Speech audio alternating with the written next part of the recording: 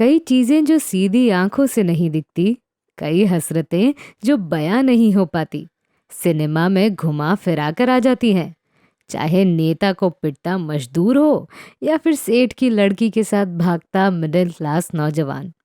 और अगर सिनेमा को भी समझाना हो तो सबसे सही जरिया है इससे जुड़े लोगों के किस्से सुनना। पिछले 5 दशक से बॉलीवुड में सक्रिय प्रेम चोपड़ा की बायोग्राफी सुनाते हुए ऐसा लगता है जैसे घर की दहलीज पर बैठा कोई बुजुर्ग अपनी गीली भारी आवाज में परिदेश के वाकये सुना रहा है। उन्होंने अभिनय की शुरुआत 60 के दशक में की थी। मनोज कुमार, राजेंद्र कुमार, दिलीप कुमार और देव आनंद से सितारों के संग। और अंत, उसके बारे में क्या कहने, आप बस ये एक किस्सा सुन ले। प्रेम चोपड़ा शायद इकलौते ऐसे कलाकार होंगे जिन्होंने बॉलीवुड के सबसे मशहूर कपूर खानदान के हर एक्टर के साथ फिल्में की हैं। इस सिलसिले की शुरुआत पृथ्वीराज कपूर साहब के साथ सिकंदर आजम से हुई। उनके तीनों बेटे राज, शम्मी और शशि कपूर प्रेम चोपड़ा के खलनायकी तेवरों से दो चार हुए। फिर अगली पीढ़ी के ऋषि कपूर तो प्रेम की टोली का ही हिस्सा बन गए। राजीव कपूर, रणधीर कपूर वगैरह ने भी प्रेम के साथ फिल्में की। अगली पीढ़ी में करिश्मा की पहली फिल्म में प्रेम चोपड़ा उनके पिता बने। और अभी 2 बरस पहले आई फिल्म एजेंट विनोद के जरिए प्रेम चोपड़ा ने करीना कपूर के साथ भी काम कर लिया। उससे पहले रणबीर के साथ rocket Singh salesman of the year की थी। तब प्रेम ने रणवीर से कहा था, तुम देखना, मैं तुम्हारे बच्चों के साथ भी काम करूंगा। ये एक किस्सा काफी है प्रेम चोपड़ा नाम के व्यक्तित्व और संस्था के बारे में बताने के लिए। वो शख्स जो दिखता तो हैंडसम था, मगर जिसके इरादे बेहद बदसूरत थे। वो शख्स जो अपने होठों को कुछ गोल घुमाकर आंखों में कौंध लाकर जब बोलता तो हमारी रीढ़ की हड्डी में सिहरन दौड़ जाती। हम पर्दे के किनारे निगाहें जमा लेते कि शायद अब हीरो आएगा और बचाएगा। प्रेम चोपड़ा की बायोग्राफी लिखी है उनकी बेटी रकीता नंदा ने। रकीता मशहूर उपन्यासकार गुलशन नंदा की बहू हैं और मास कम्युनिकेशन में डिग्री हासिल कर वेब डिजाइनिंग का काम कर रही हैं। उन्होंने इस बायोग्राफी के लिए बढ़िया तरीका चुना।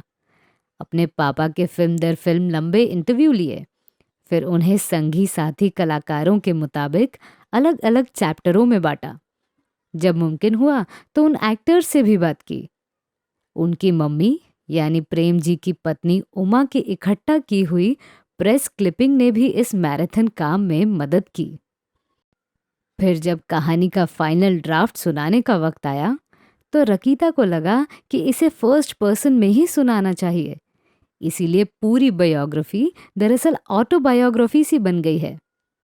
प्रेम चोपड़ा के पिता मुल्क के उस हिस्से में रहते थे जो लकीर खींचने के बाद पाकिस्तान कहलाया।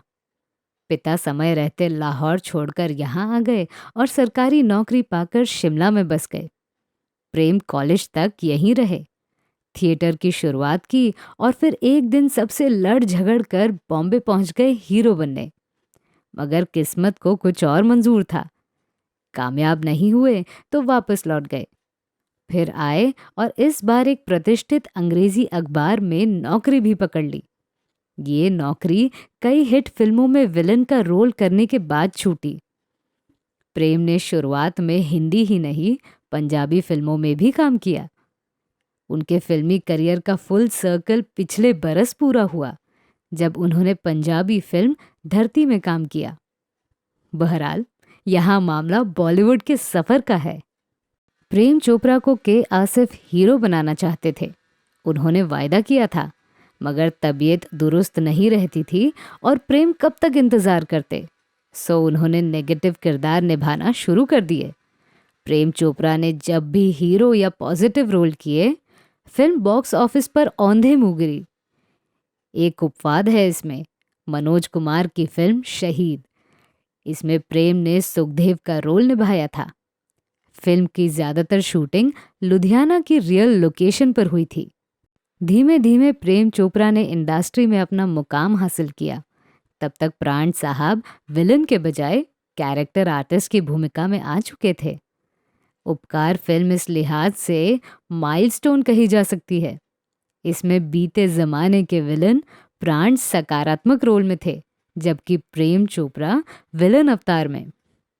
प्रेम चोपड़ा ने तकरीबन हर निर्माता निर्देशक के साथ काम किया। उन सबके साथ अपने अनुभव उन्होंने साझा किए।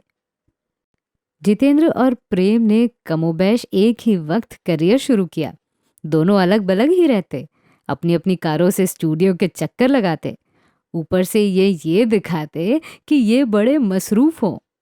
फिर एक दिन प्रेम ने जीतू जी को बोल ही दिया।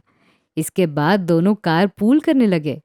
बाद में तो खैर जिगरी यार बन ही गए। प्रेम चोपड़ा की इस करीबी मित्र मंडली में एक्टर डायरेक्टर राकेश रोशन, जितेंद्र, सुजीत कुमार के अलावा ऋषि कपूर भी शामिल थे।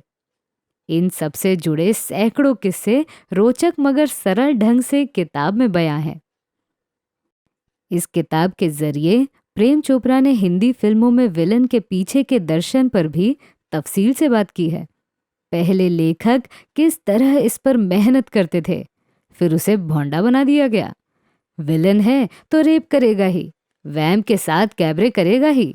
उसका आगा पीछा क्या है, क्यों वो बुरा आदमी बना, इस पर कोई मेहनत नहीं करेगा। 90 के दशक में जब हीरो के भी ग्रे शेड्स हो गए, तब इस चलन में कुछ बदलाव आया। प्रेम चोपड़ा ने फिल्मों में रेप सीन्स के दौरान आने वाली दुश्वारियां को भी बयां किया। प्रेम चोपड़ा की इस किताब में प्रकट तौर पर तो उनकी अपनी कहानी है, मगर इसे बयां किया गया है दूसरे एक्टर्स के साथ हुए वाकयों के जरिए। इससे हमें सिर्फ प्रेम चोपड़ा ही नहीं, मनोज कुमार, दिलीप कुमार, राज कपूर, अमिताभ बच्चन समेत कई और नामी लोगों के बारे में जानने को मिलता है। भाषा सरल है, हिंदी फिल्मों से प्यार है तो किताब को पढ़ सकते हैं। आखिर में बस एक किस्सा किताब के नाम का, जो है प्रेम का सबसे मशहूर डायलॉग, प्रेम नाम है मेरा प्रेम चोपड़ा। ये डायलॉग है राज कपूर की फिल्म बॉबी का। इसके जरिए ऋषि कपूर और डिम्पल कपाडिया ने डेब्यू किया था। फिल्म में प्रेम चोपड़ा के हिस्से गेस्ट अपीयरेंस और ये एक इकलौता डायलॉग आया था। जब राज जी ने प्रेम को ये रोल सुनाया तो वो हिचक गए। उस वक्त इंडस्ट्री में बतौर विलन वो सबसे बड़ा नाम बन चुके थे।